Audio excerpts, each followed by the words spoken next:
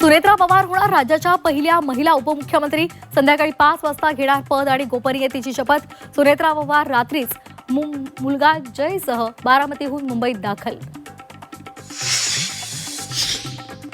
सुनेत्रा पवारच अजितदादांच्या उत्तराधिकारी. आज दुपारी राष्ट्रवादीच्या विधिमंडळ पक्षाच्या बैठकीत गटनेतेपदी निवड होणार. राष्ट्रवादीचं अध्यक्षपदही सुनेत्रा पवारांकडेच राहण्याचे संकेत. राष्ट्रवादीनं काय करावं हा त्यांचा निर्णय, त्यावर भाष्य करणार नाही. सुनेत्रा पवार यांच्या उपमुख्यमंत्री पदाच्या शपथविधीवर शरद पवार यांचं वक्तव्य. शपथविधी संदर्भात माहिती नसल्याचंही स्पष्ट. राष्ट्रवादीच्या एकत्रीकरणाची चर्चा फिसकटल्याची चर्चा. एकत्रीकरणासंदर्भात अजित पवार आणि जयंत पाटलांमध्ये चर्चा झाली होती, मात्र आता खंड पडला. शरद पवार यांचं मोठं विधान.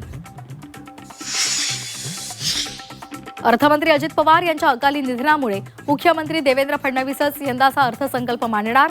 6 मार्चला सादर होणार राज्याचा अर्थसंकल्प. अधिवेशन संपल्यानंतर अर्थ खातं पुन्हा राष्ट्रवादीकडे जाण्याची शक्यता. गोविंदबागमध्ये राष्ट्रवादी शरदचंद्र पवार पक्षाची बैठक.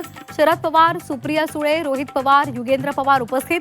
बैठकीमध्ये काय चर्चा होणार याकडे लक्ष. मालेगाव महापालिकेमध्ये सत्तेसाठी भाजप काँग्रेस एकत्र. भारत विकास आघाडीच्या नावानं नवा गट स्थापन. इस्लाम पार्टीला पाठिंबा देण्याची शक्यता.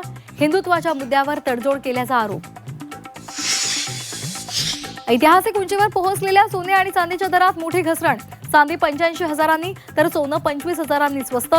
गुंतवणूकदारांच्या नफा वसुलीच्या धडाक्यामुळे दर गडगडले.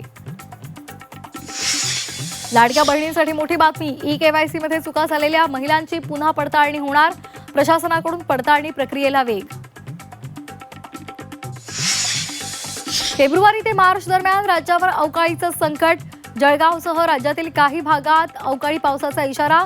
एल निनोच्या प्रभावामुळे वातावरणात सातत्यानं बदल.